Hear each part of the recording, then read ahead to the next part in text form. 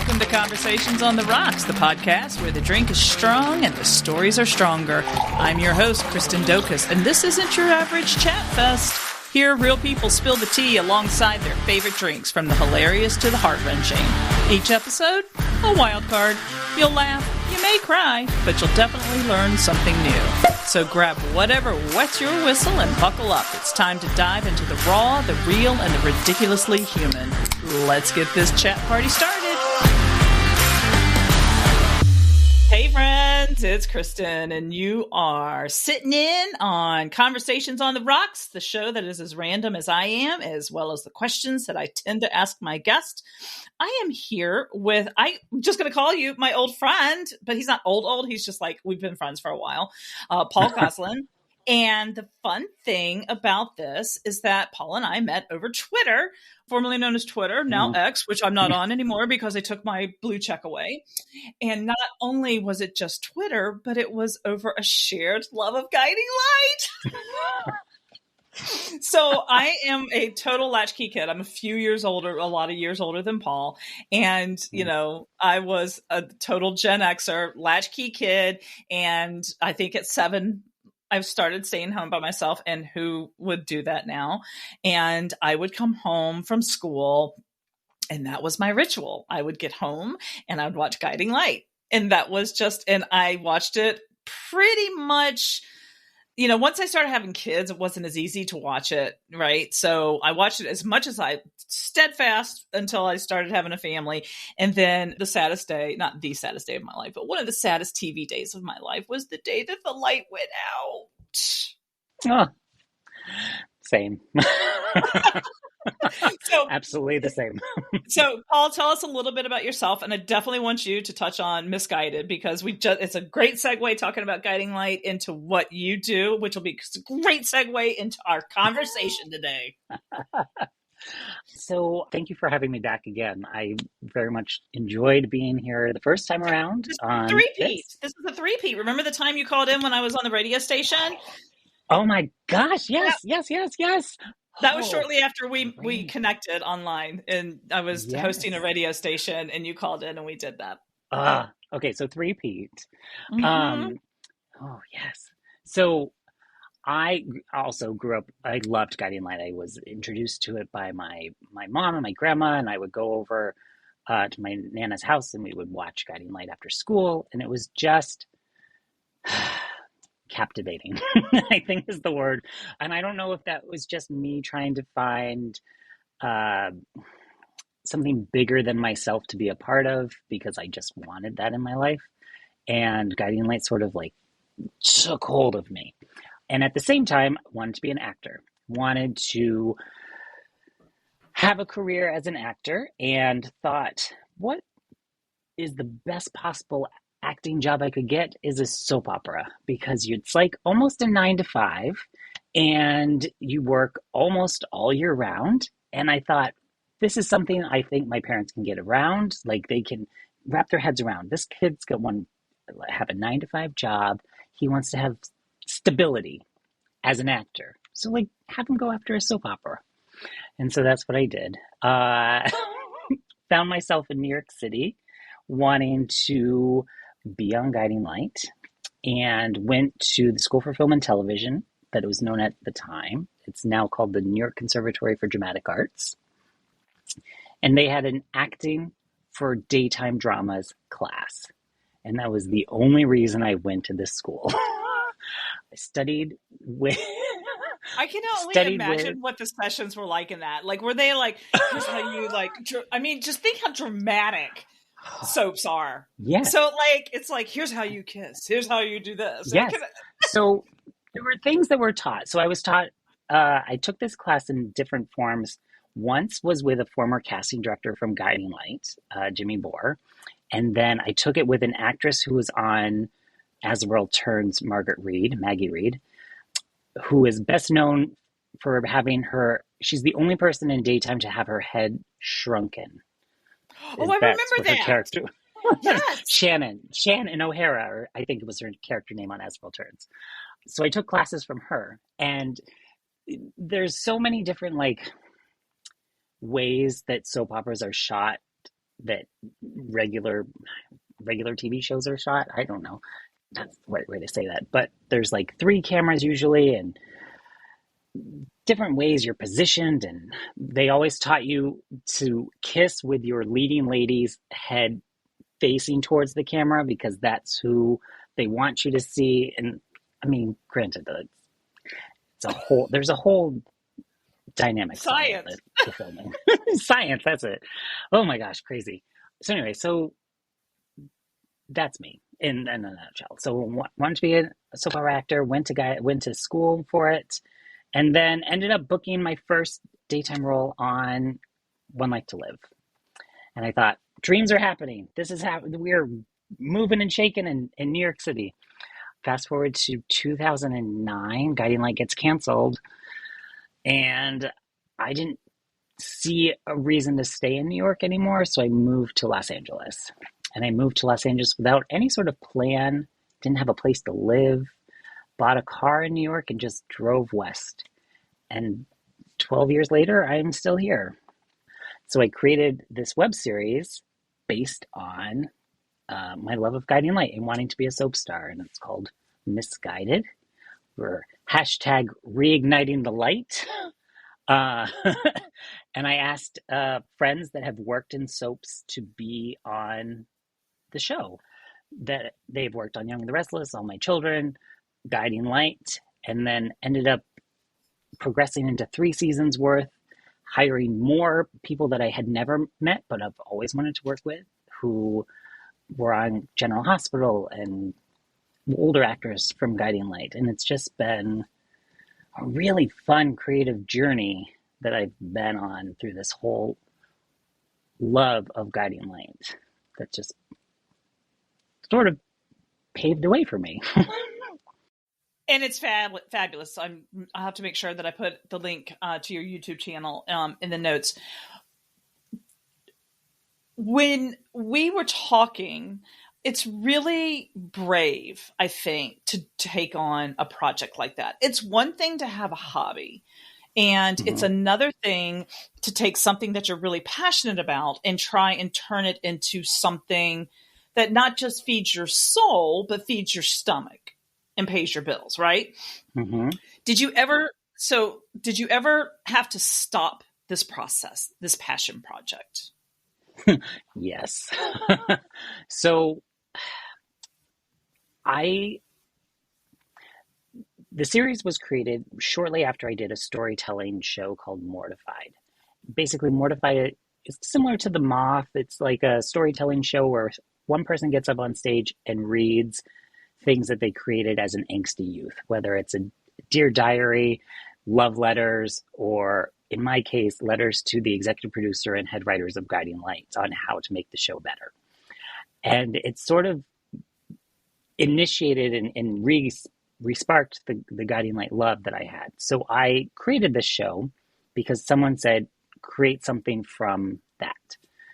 And so season 1 comes about. I write 5 episodes that just, I thought were a standalone, here we go, easy peasy, no big deal. I had friends that had worked on soaps be in it to add a little bit of clout. And then I just sort of left it. And I was like, okay, cool. Now I'm going to be a successful actor and the sky's the limit. That's it. Done. And I was like, I can't. I have to do more. And so you sit with it for a minute and was like, well, how did I just do these 5? Like now I have to do 5 more essentially. And how do I do that? So I sit with it and I pause and I was like, well, now let me fundraise. Let me build some sort of community that can support this. And so I did that. And then I thought after those 5, I was like, maybe I could do 5 more. And I ended up doing 6 more.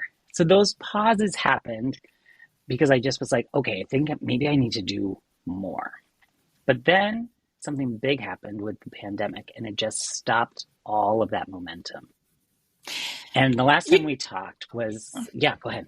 I was going to say, it's so interesting because when I made the decision to finally get off my ass and get the show back on, I reflected on that. It was during the pandemic that I stopped.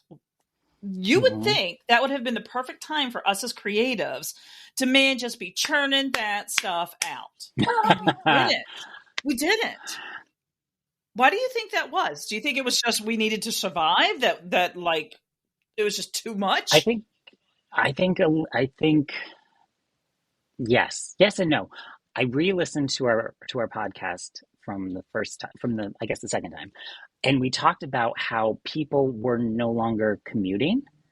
So the podcast numbers were down because when most people are listening to a podcast, they're commuting, which makes sense. But then we added this visual thing. Like, we weren't doing video. We did video for the podcast, but we didn't do video, essentially. Right. But now you're doing video, and that's a whole other aspect that wasn't really happening. So everything's sort of morphing and growing, which is amazing. And I think for me, doing a series was challenging during the pandemic. One, because we weren't physically in touch with everybody. Like, we weren't in person at the time. So we were trying to, like, I was trying to figure out how does one make creative stuff during the pandemic. Like, so let me write a season. Let me write the next episode so that when we come out of all of this, we're ready to go. And I did. And I wrote what I thought were 5, I don't think I had 6. I think I had 5 episodes ready to go. And I don't think they were, I wanted to end the series, essentially, is what I wanted to do. And I don't think it told the ending the way I wanted it to end. So I was sort of like, ugh, but it was good enough, and I was ready to go once the world reopened. And then the actor strike happened. And I didn't know what that meant for creatives, and I didn't know what that meant, especially for me. I still have a SAG-AFTRA contract with the process of doing this web series, but I didn't know if I could, and I didn't know if anyone would want to work with it. So let me just pause and see what happens, because we were still also using COVID protocol, and you needed to have testing and all of this. And I thought, my little show, it just does not have the budget for all of this. Right. So let me pause. And as I pause, I still sort of, tinker with these episodes and figure out what can happen, and still taking all this time to, like, really sort of figure out what's going on. And then it was almost a year, I guess a little more than a year ago, like last week, the woman that played my mom passed away, Jacqueline Zeman, who was on General Hospital for 40 plus years and played my mom like better than my own mother. So she was a phenomenal person in my life. And having been a season that included her, I then had to figure out what this new version would look like.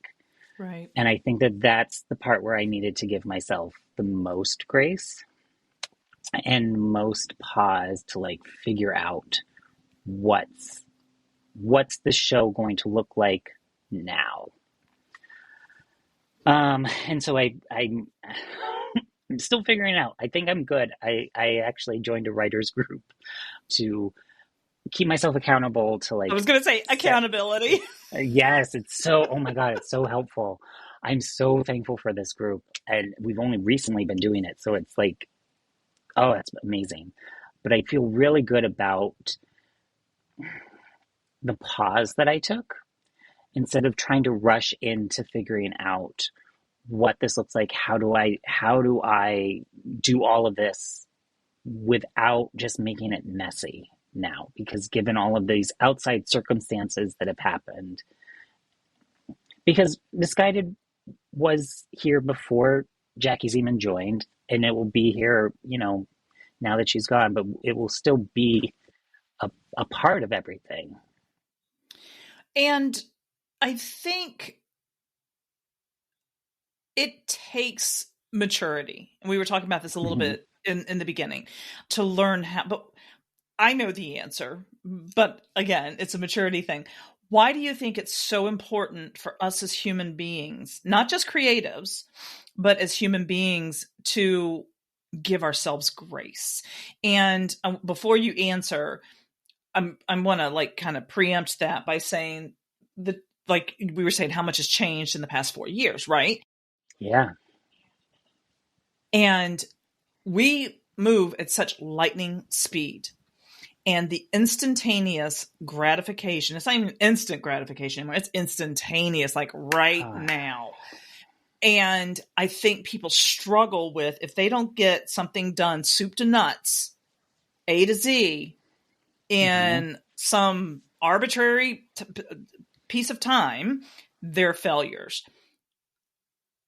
What is your advice, and how would you encourage them? How would you teach someone, quote unquote, how to give themselves grace, how to speak to themselves kindly?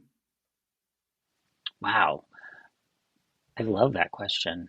Only because I haven't actually ever thought about telling someone else how to do this. I think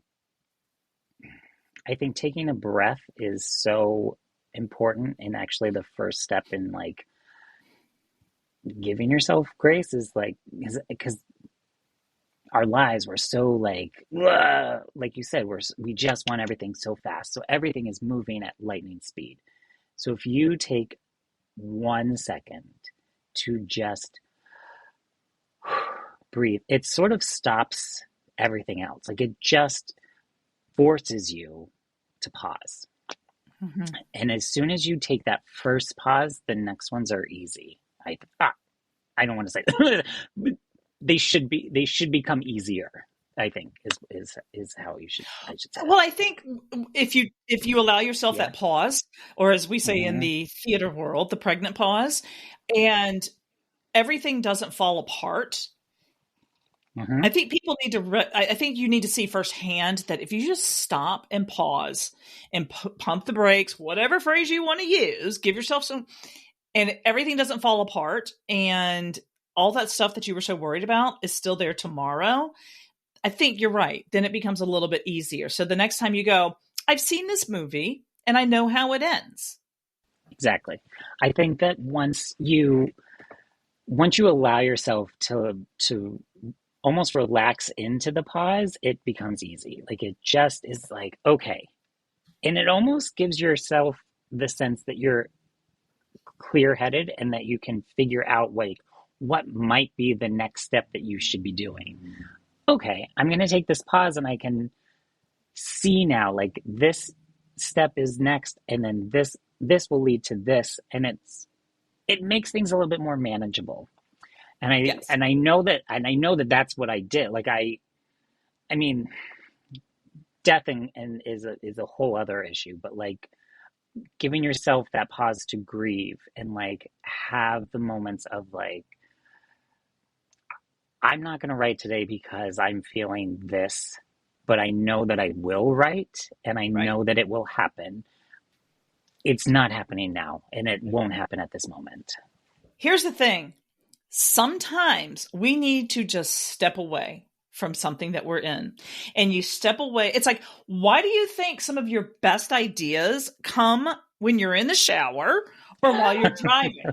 Because you're not distracted by all the things going on. The only thing that you could really focus on is, am I lathered up enough?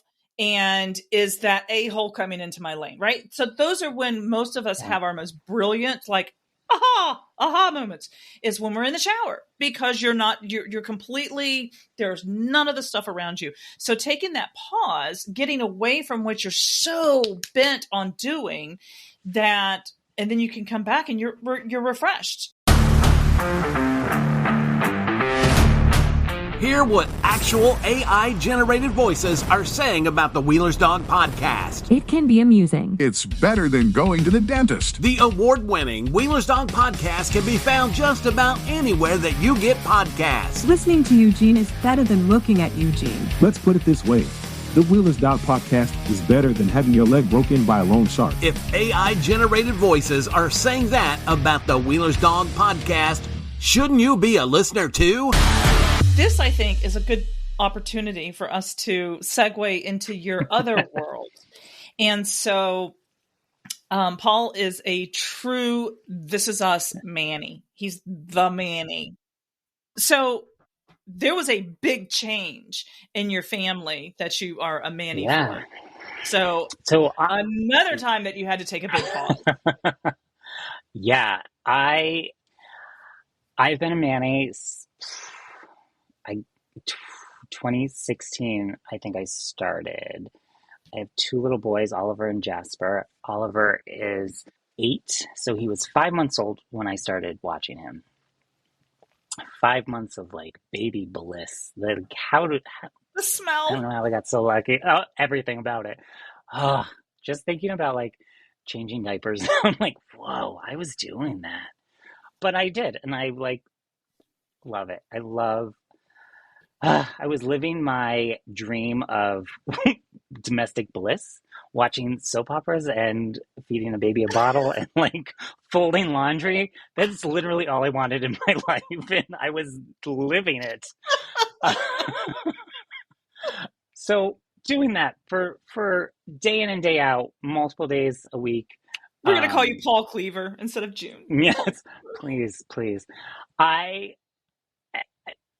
A nanny, whatever you want to call it. I have grown emotionally attached to these children. It's different than any other job, I think. Like a regular job, you could sort of, if you don't like it, you could just walk away and like not. This has such a like emotional hold on my heart that like I've become a part of this family. And so 2 years ago, I left on a Friday. I think I was working Tuesday to Friday at this point.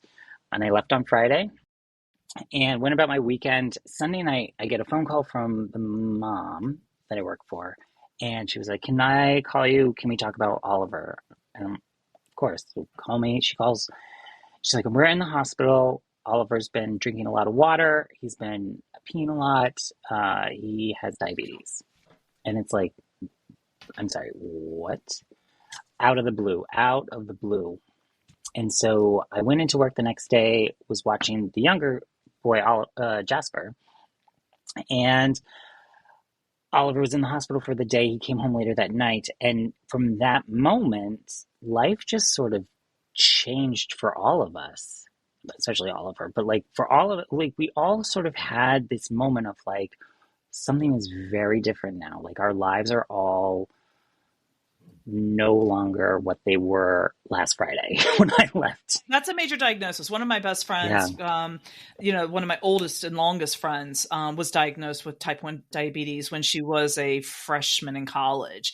And same thing, same signs, drinking a lot and peeing a lot. And you don't think anything about it because if you're peeing a lot because you're drinking a lot, you don't think, you just don't think about it. Yeah. It's such, it's one of those things that like, I kick myself because it's like there were signs leading up to it, and like you could have sort of been piecing together. We didn't have like a huge like he wasn't in ketosis when it first happened, like when we first were diagnosed. So like that was good. He wasn't. It was high, his blood sugar was high. It just wasn't like super high, but it was obviously a huge change, and I'm so thankful that the family sent me to Children's Hospital to like get fully like educated on how to treat and manage and have Oliver with the best possible help and care that I could give him. Well, of course, because you're with him, all the time. You need to know that. One of the first questions when you're at Children's Hospital and they set you up with this education class in the endo department, they give you a binder about how to treat and manage and all of this. And the very first question is, how are you feeling? Like, what are your feelings on this? And I was so happy to be in this situation alone with the nurse because it was just like I just sobbed. Like I cried so much. And I told her exactly why I was crying, and I knew what it was because so I told the nurse that was helping me, I said, this is a grief. Like I feel, not that he's my child and that I had this whole life expected for him, but he kind of is. He is kind of your child. Yeah, but you have these ideas of what his life will be, and now they're not that. And I told her I kind of equate it to like my parents and like any parent of someone that's gay when they come out to them. You're It's like gay? it's I know, shocking. I'm a Sorry. homosexual. This is my coming out. Surprise, I am everyone! so honored. Oh, I'm so honored. I Sorry. know. It's great. There goes Kristen again. Somebody let her filter off. I'm sorry. But I think Yes. I felt like it was the same similar situation. Like I know what these tears are. Like I get it. Let me have them, and then we moved on. And then like it was great to have that moment to just like let it go. Take that moment to give yourself grace. Like here's the emotional like component of this, and now we can move on. And now how many carbs do I do? What's his correction factor? Like all of these things that I had no idea was in store for me going down the road. Wait. You just said something so significant. Yes. I don't even think you realize that you said it. When you let yourself have that pause, when you give yourself the grace to have that pause, then you can move on with your life. Yeah. Or you can move on to the next thing that you're supposed to do. And if you don't give yourself that, you're holding yourself back. And you might be holding somebody else back that might be, involved in your life. Right. And so by giving yourself the opportunity to have that grace, to have that mourning, because that's what it is, you're mourning something that is no longer the same, then you can rebuild. You can rise like the phoenix. Yes. And be better. I was literally about to say yes, you can like create something even better, because now you've taken all of that stuff that you've had before, mushed it up into whatever this is, and then created something even better. And it's like when the kids make something with art and they're like, oh my God, I messed up on this little piece. I said, well, how can you make that mistake into something even better, into whatever you're working on in whatever picture you were drawing or whatever. I was like, how can you use this mistake or this thing that like your pencil slipped or something? Like, how can you use that? Because I think that that's a tool that, we're not taught as much. Like, oh, you made a mistake, crumple it up and throw it away. Like, let me start again. That's use great. the mistakes.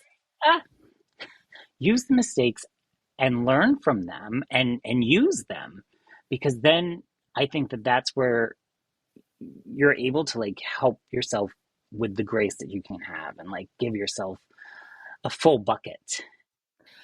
It's like the old saying that, and I've got it somewhere in the house, but it's the cracks are how the light gets in. Mm-hmm. Exactly. And that implies in so many, not just our hearts, but our souls, and in everything that we do. People they think the cracks are bad, but that's how the beauty gets in. That's how the light gets in and makes it into something that metamorphoses into something that is far greater than, mistakes are just opportunities, right? Yes. And so, completely random, but something you said that maybe reminded me. You and Oliver actually just went to a gala, didn't you? And it may not have been just, but I know. Yeah. In the Time Warp. Tell me about that. He looks so dapper. He is my little man. Like I love that his family like trusts me and loves me enough to like do things with him. That we went to. We've done a lot. Like shortly after his diagnosis, we had planned a trip to San Diego. And part of that trip, I have a friend that works for Tandem, and he got a private tour of how like an insulin pump got made that day. So like I try to like get him all out. I know, like it was really cool. He loves like the show how things are made, or how I think on Sci-Fi or something. So like he loved it.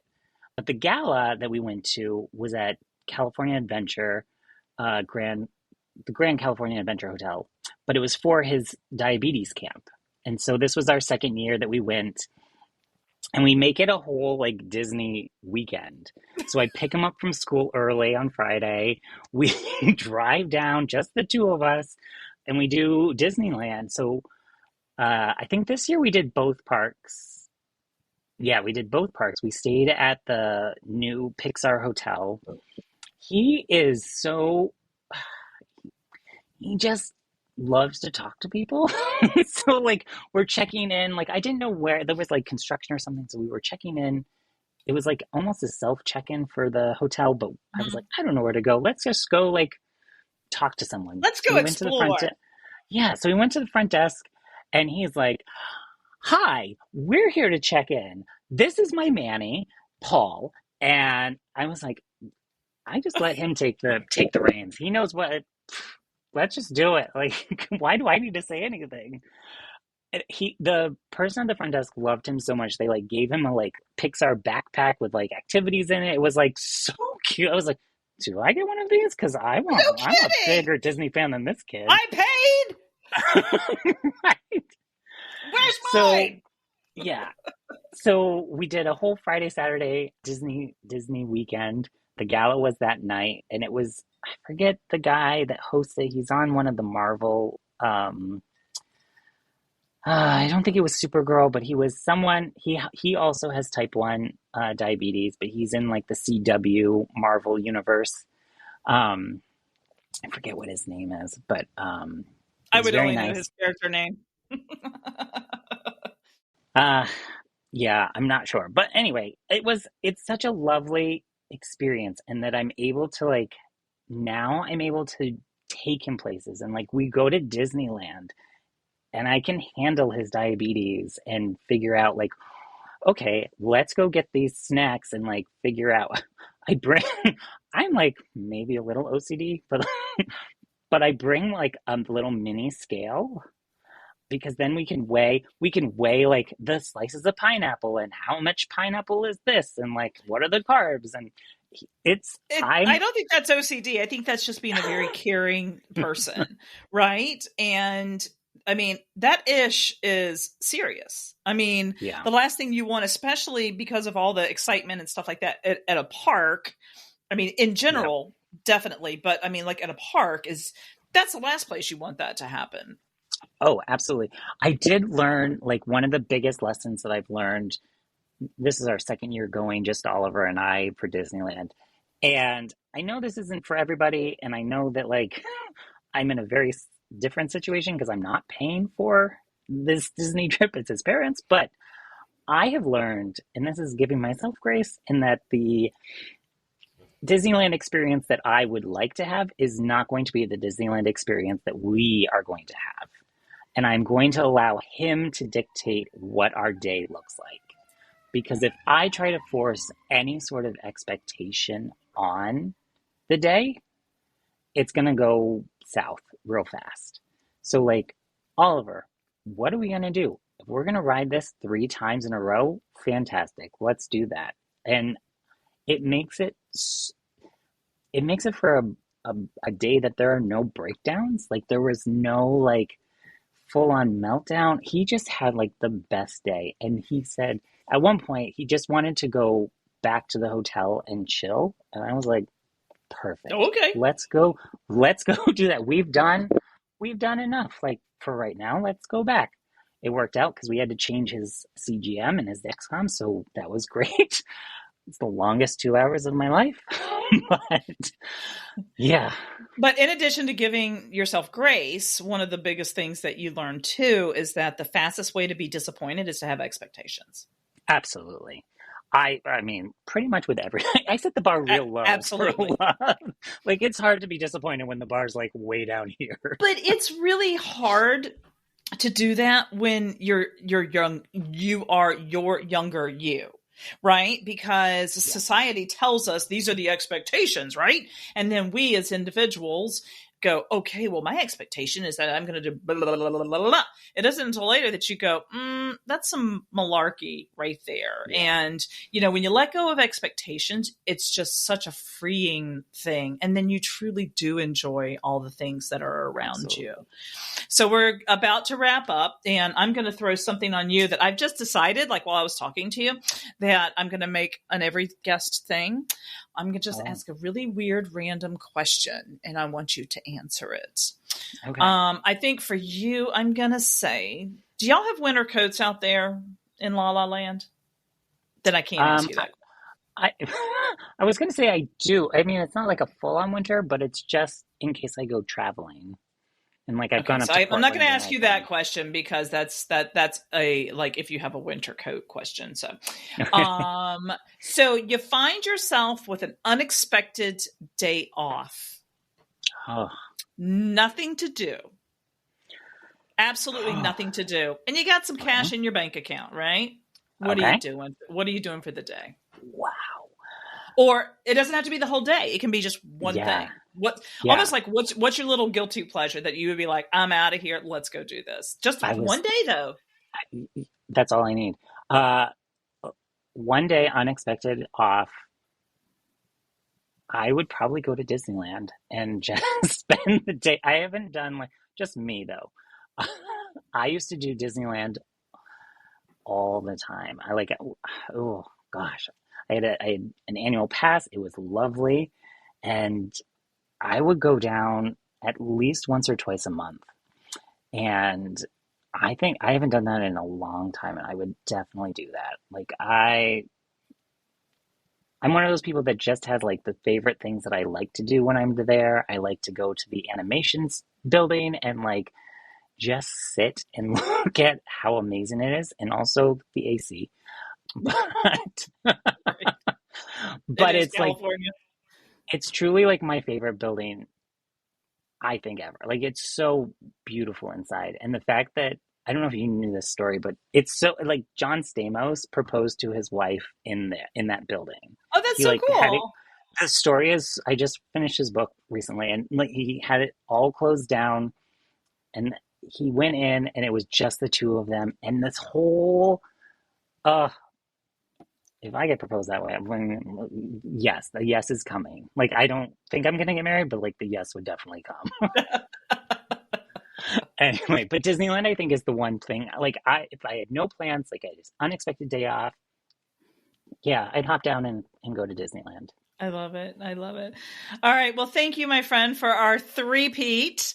And actually, we might be 2.5. So that means we got to throw another 0.5 in there, right? So okay, we can do that. We can do that. I do. Hang on for one more second. But in the meantime, I'd like to say thanks to everyone who's listening or watching. However you choose to consume your media is a private thing. Until next time, I hope your drinks are cold or your coffee's hot and whoever's bothering you is not. Till next time, friends. As the saying goes, you don't have to go home, but you can't stay here. And that's a wrap for this week's episode. A big thanks to my guests for sharing their story and to you for listening. Don't forget to share the show with your friends and spread the words. And if you'd like to be a guest on the show, the link is in the show notes. Till next time, cheers.